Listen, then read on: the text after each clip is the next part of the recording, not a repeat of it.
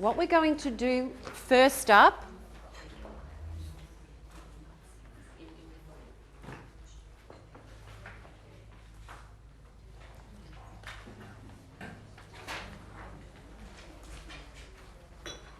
is investigate the data. And that's the data that you've brought along with you. That's why I asked you to bring along the item analysis report. Now you know what the item analysis report is. Would somebody like just to hold up theirs and we can all have a look at it? Yep. So that's the item analysis report for A grade level. Did you bring it along for your year 7 and 9 or just 7 or 9? If you've got both, that's fine. What I want you to look at is just one of them. All right? Just have a look on the screen. You'll notice that there's a sample one sitting there. It is a real school, but you won't know what school it is, and it's not in our particular region. But just to have a look at that, this is what I want you to do with your data now. If you have a look at, say, question 2, it's reading. There is an asterisk in the national area because they haven't got any national percentages yet. And you will find that on yours. In the national one, there is no percentage. Question 2 at this school, 71% of the state got this question correct. 75% of this school got it correct. So you're tracking across question 2. And the correct answer is D. Why did 22% of the students select B? That's what we're looking for. We're looking for the discrepancies. Not so much how many of them got that correct, but why did the students go directly to B and get that question incorrect? To do that, don't you need the test? We do need the test later on, right? But first of all, we're just going to find out what are the areas that they're getting incorrect. All right? You can go back to your school with the test and do that and look at question 2. All right? But I want you to start thinking about and circling on your data right now, highlighting those areas that you are going to follow up. We're not going to follow it up in this session. But this is how you need to be using your data.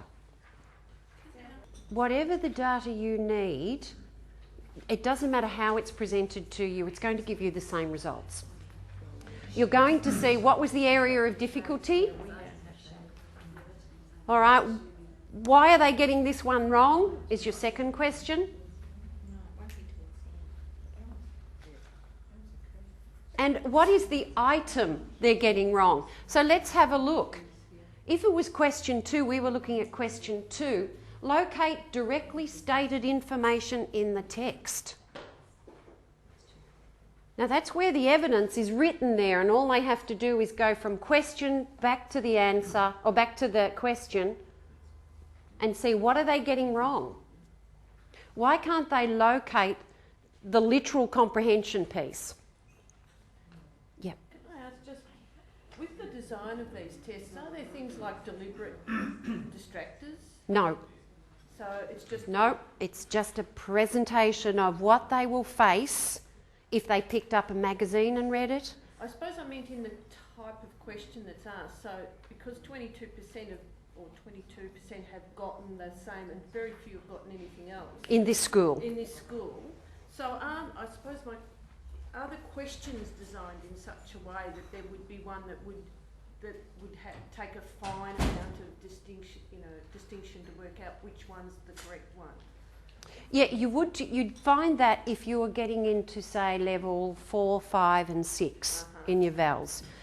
You want to be looking at that fine area of comprehension. That's what I'm wondering. So, but it doesn't... No. They are graded in a certain way, depending on the vowels level they're coming from and what they're assessing. So that a child with literal comprehension is a fairly low level question, isn't it?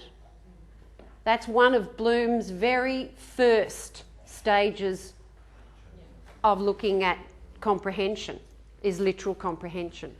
So that if they can't do the literal, how are they going to infer?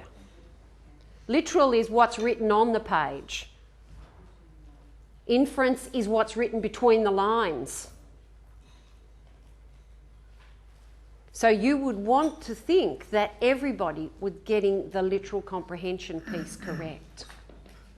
So if that's the way if you want to go that way as a whole group and look at all the items that look at literal comprehension and see how your students are going, and is there a commonality across that year level?